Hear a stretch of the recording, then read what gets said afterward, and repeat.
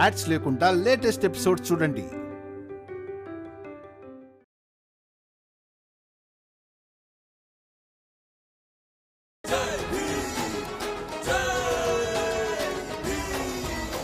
మీరందరూ ఇలా చేస్తారని నేను అనుకోలేదు.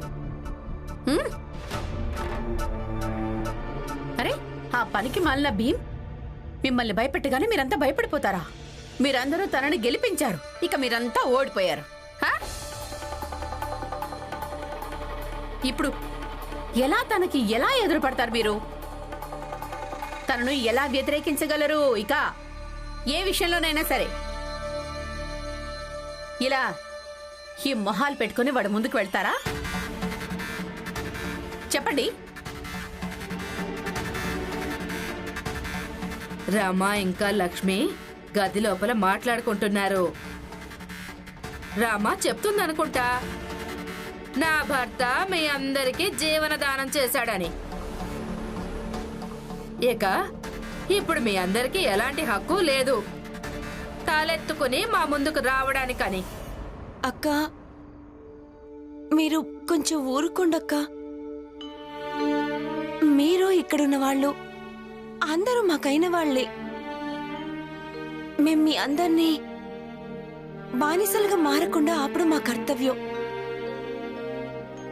అది కూడా మీరు విదేశానికి వెళ్ళడం మీ ప్రాణాలకే హాని అని తెలిసినప్పుడు. కానీ రమ్మా, నేను నీ దృష్టిలో, మావయ్య దృష్టిలో, భీమ్రావ్ ఇంకా పిన్ని దృష్టిలో ఒకసారి మళ్ళీ దిగజారిపోయాను కదా.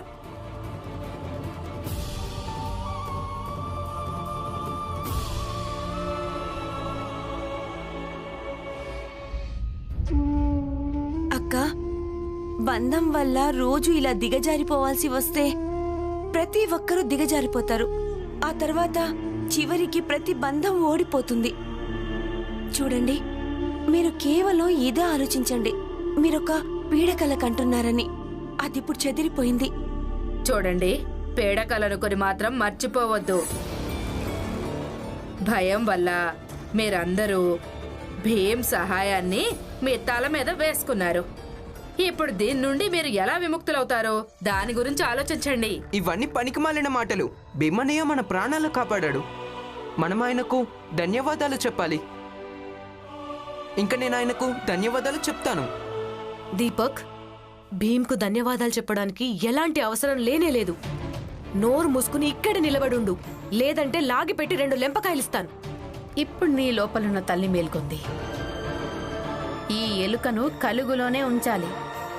ఇక మీరందరూ మళ్ళీ ఒకసారి ఆలోచించుకోండి. ఇదిగో ఈ ఎలుకలాగా ఆ భీమ్కి ధన్యవాదాలు చెప్తారా, లేక తానా అంటే తందానా అంటారా? లేకపోతే రొమ్ము విరుచుకొని వాణ్ణి మీరంతా వ్యతిరేకిస్తారా అన్న సంగతి.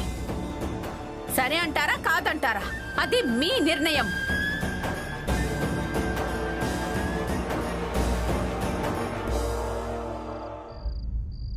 పదండి, భోంచేయడానికి వెళ్దాం. చాలా కాలం తర్వాత మనం ఇద్దరం కలిసి తినబోతున్నాం. పదండి. రమా, లక్ష్మి, ఒకవేళ మీరిద్దరం భోజనం చేయడానికి వెళ్తుంటే బాలా భార్యని కూడా రమ్మానండి. తను చాలాసేపటి నుంచి దిగులుగా కూర్చుంది. అక్క, పదండి. లక్ష్మి,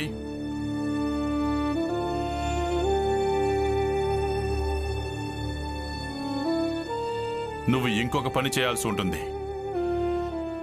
ఏంటి మావయ్య? రేపు తెల్లారగానే నువ్వు కొంకనికి వెళ్ళిపో. అక్కడ ఆనందికి చెప్పు వాడిక్కడికి రావాలని. ఆ తర్వాత మీరిద్దరూ ఈ ఇంటి నుంచి వేరుపడి మీకోసం ఏదైనా వేరే ఇల్లు చూసుకోండి.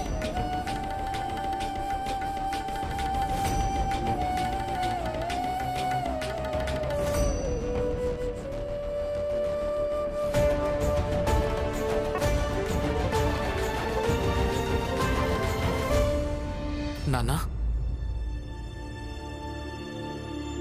అసలు మీరేం మాట్లాడుతున్నారు? అన్నయ్య, లక్ష్మి ఎలాంటి తప్పు చేయలేదు. తను ఏదైతే చేసిందో అది తన భర్తను కాపాడడం కోసమే చేసింది. మీరా, లక్ష్మి తనకు తానుగా చెప్పా పెట్టకుండా అగ్రిమెంట్ కూలీగా మారాలనే నిర్ణయం తీసుకోగలిగింది. ఈ ఇంటిని వదిలేయాలన్న నిర్ణయం కూడా తీసుకోగలిగింది. అందుకే తనకు ఖచ్చితంగా శిక్ష పడి తీరాల్సింది. మామయ్య, మనందరినీ అర్థం చేసుకోలేదని అక్క ఈ విషయంలో బాధపడుతుంది. మీరు జరిగిపోయిన విషయాల్ని వదిలేయండి. లేదు, నేను ఏం చెప్పానో ఏమని చెప్పానో అది జరగాల్సింది. భీమ్, ఈ విషయంలో ఇంకేం మాట్లాడకూడదు. ఆగండి మామయ్య. కావాలంటే మీరు ఇంకెవరి మాటలు విన్నా వినకపోయినా కానీ కనీసం నేను చెప్పేదైనా వినండి.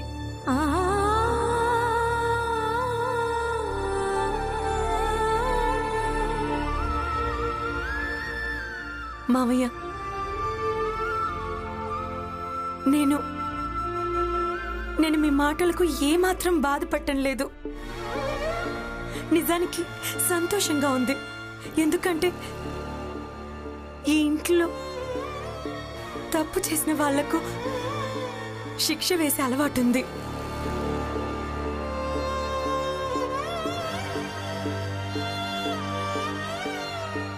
కానీ ఆ శిక్ష అయితే అయిన వాళ్ళకే వేయడం జరుగుతుంది కదా మావయ్య. మీ ఈ శిక్షను నేను సగౌరవంగా స్వీకరిస్తున్నాను.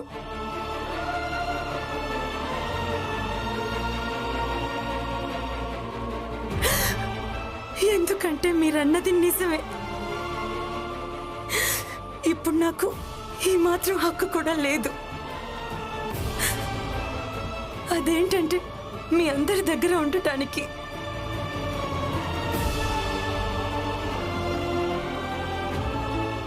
కలిసి ఉండడానికి ఇది మొదటి షరతే అవుతుంది. ఒకరి మీద ఒకరు నమ్మకం ఉంచాలని. కానీ నేను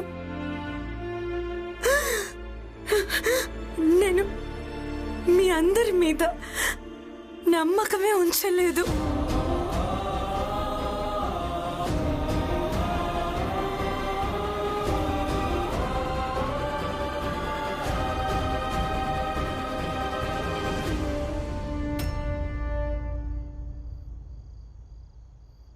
నేను రేపే కొంకణ్కి వెళ్తాను. అక్కడి నుంచి ఆయన్ని ఇక్కడికి తీసుకొస్తాను. ఆ తర్వాత ఇంకెక్కడికైనా వెళ్ళి ఉంటాం మామయ్య.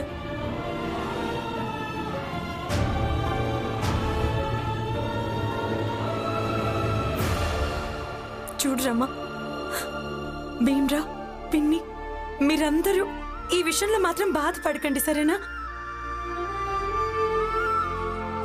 అలాగే మామయ్య, మీరు కూడా.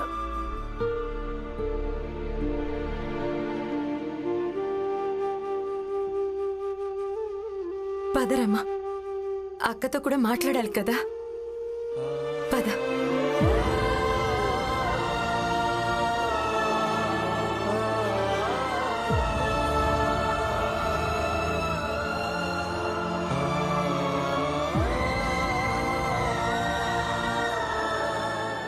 ఇక నీకు నువ్వుగా వస్తావా, లేక నేనే లాక్కుంటూ వెళ్ళాలా? చూడు, నేను నీకు ముందు కూడా చెప్పాను, ఇలా పదే పదే అత్తారిల్లు అత్తారిల్లు అన్న మానేయి. లేదంటే నీ సొంత మెదడు ఉపయోగించడం వల్ల నువ్వు నీ భర్తని కూడా కోల్పోతావేమో. నువ్వు ఇక్కడి నుంచి పద. పెద్ద విప్లవకారంలా మాట్లాడుతున్నావు కదా, ఇంటికి పద, నీ సంగతి చెప్తాను. అందరికీ ఒక తలరాత ఉంటుంది, మంచి లేదా చెడు, అంతా దాని మీదే ఆధారపడి ఉంటుంది. ఒక ఆడదాని తలరాత తన భర్తతో ముడిపడి ఉంటుంది. భర్త ఎలా ఉంటే దాంతో ఒక ఆడదాని జీవితంలో సంతోషాల మోతాదు అనేది నిర్ణయం అవుతుంది. బహుశా నా తలరాతలో సంతోషాలే లేవనుకుంటాను.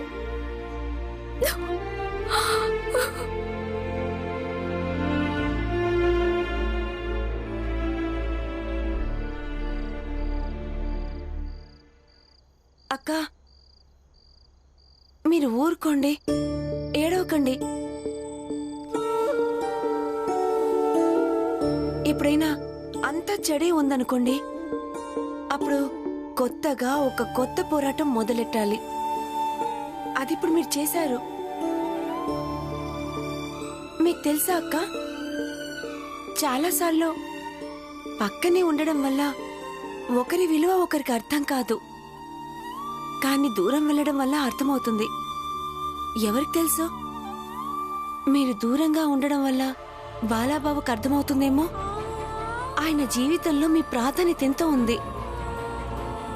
అందుకే ఏడవకండి. అయినా మనమంతా ఒకటే కుటుంబం కదా, అప్పుడు మనం అందరం కలిసి ఉండాలి. మరి మీరు ఇక్కడ ఒంటరిగా ఎందుకు కూర్చున్నారు? మీరు నాతో రండి, మనం కలిసి భోంచేద్దాం. పదండి. అవునక్క, పదండి. క్షమించండి నాన్న, కానీ ఈ రకంగా కుటుంబాన్ని వేరు చేయడం నాకు కూడా ఒప్పనిపించడం లేదు.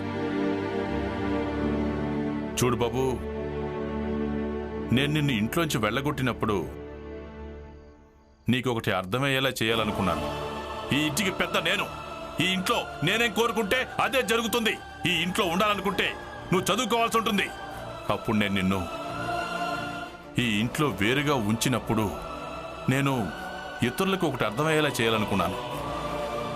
భీమ్, రమ, ఈ రోజు నుంచి ఆ వాటలో మీరుండాలి. మీ వంట మీరు విడిగా వండుకోవాలి. ఇక మేమందరం ఈ వాటలో ఉంటాం.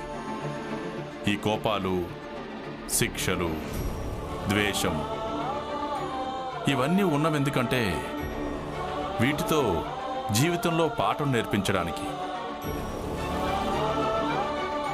చూడు బాబు, నువ్వు మీ నాన్న మీద నమ్మకం ఉంచు.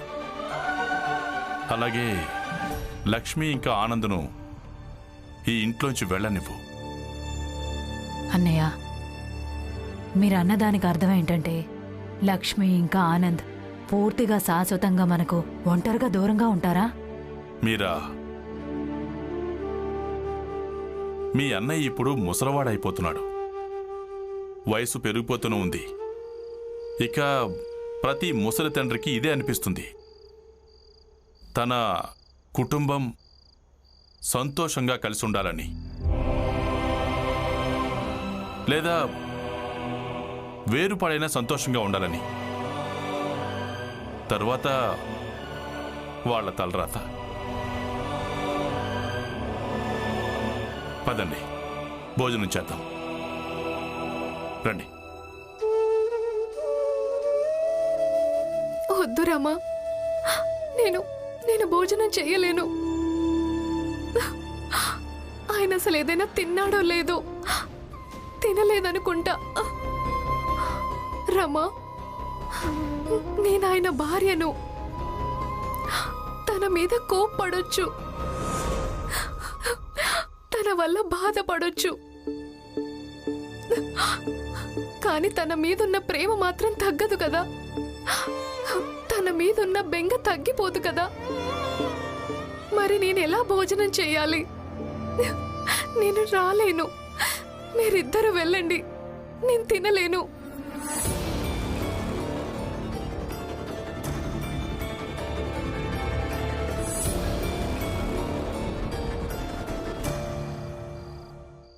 పస్తులుండాలనుకుంటే ఉండని, నాకెందుకు?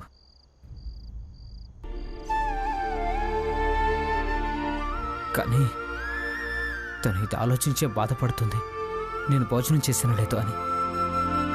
ఏ కారణంతోనే పస్తులుంటుంది. అయితే ఏమైంది? పెళ్ళామే కదా. 4-5 రోజులు పస్తులుందంటే దానికి అదే దారిలోకి వచ్చేస్తుంది. నేనైతే తింటాను. నేనెందుకు తినకూడదు? అక్క, ముందు మీరు ఊరుకోండి, ఏడవకండి. మీరు మాతో వచ్చి భోంచెయ్యండి అక్క. ఇలా చూడండి అక్క, ఒకవేళ మీరు భోంచేయలేదంటే మేమిద్దరం కూడా భోంచెయ్యం. అలాగే ఎవరు తినరు. రావచ్చు కదక్క. రండి, పదండి. లేవండి.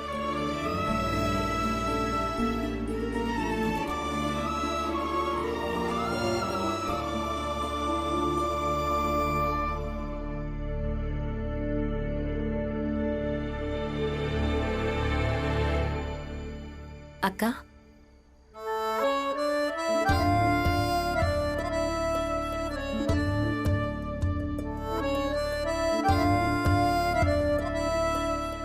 అక్క, చాలా ఆనందంగా ఉంది. మనం మన పెద్ద తోడి కోడలికి తినిపిస్తున్నాం.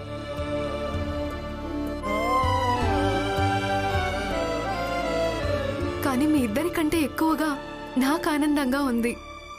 నాకు ఇద్దరు తోటి కోడళ్ళున్నారని, అలాగే ఇద్దరు నన్ను ఇంతగా ప్రేమిస్తున్నారని. అమ్మా కరుణ, కరుణ మాటల వల్ల కడుపు నిండదు కదా, అలాగే ప్రేమతో కూడా.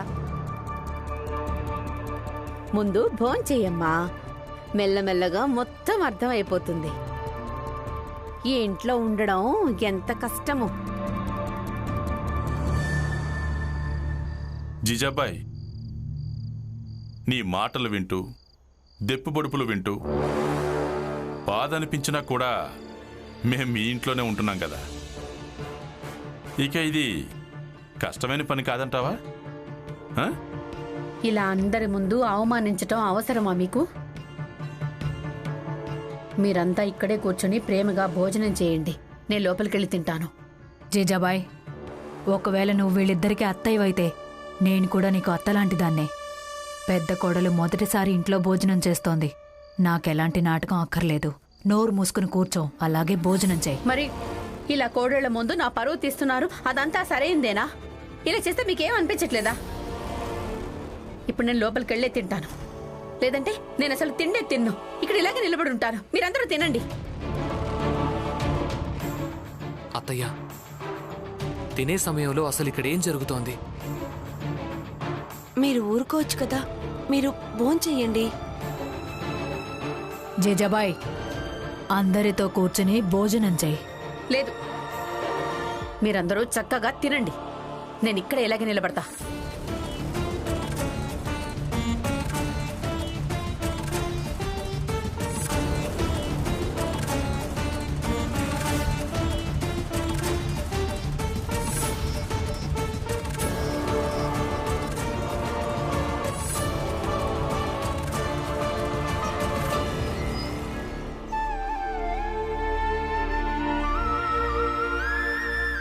అత్తయ్య, మీకు కూర్చోవాలని లేకుంటే కూర్చోవద్దు, ఏం పర్వాలేదు. నేను మీకు ఇలాగే నిలబడి భోజనం తినిపిస్తాను.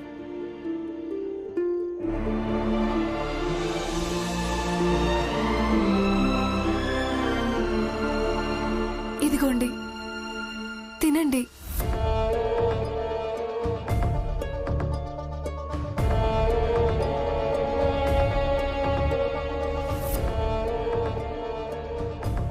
తినొచ్చు కదా, నువ్వు ఎందుకు నాటకాలు ఆడుతున్నావు? తిను, గౌరవంతో తినిపిస్తోంది. నువ్వు ప్రేమ చూపించి తిను. తిను. అత్తయ్య,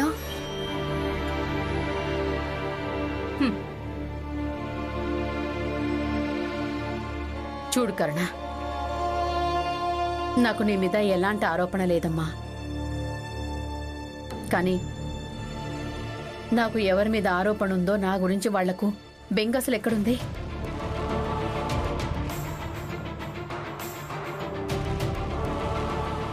కానీ నువ్వు తినిపిస్తున్నావు కదమ్మా, నేను తింటాను. నువ్వు కూడా తిను, ఎందుకంటే నీకు ఇలా అనిపించకూడదు అందరిలాగే ఈ ఇంట్లో నాదే తప్పని.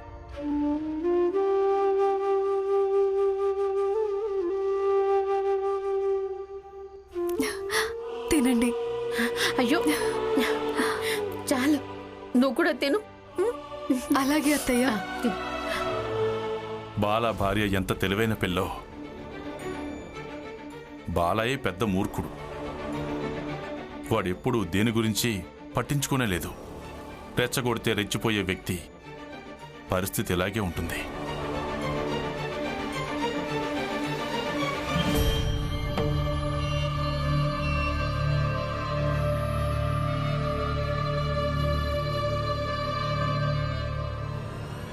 జోషి గారు, ఇక్కడి నుంచి వెళ్ళిపోండి. నాకు మీ మొహం కూడా చూడాలని లేదు.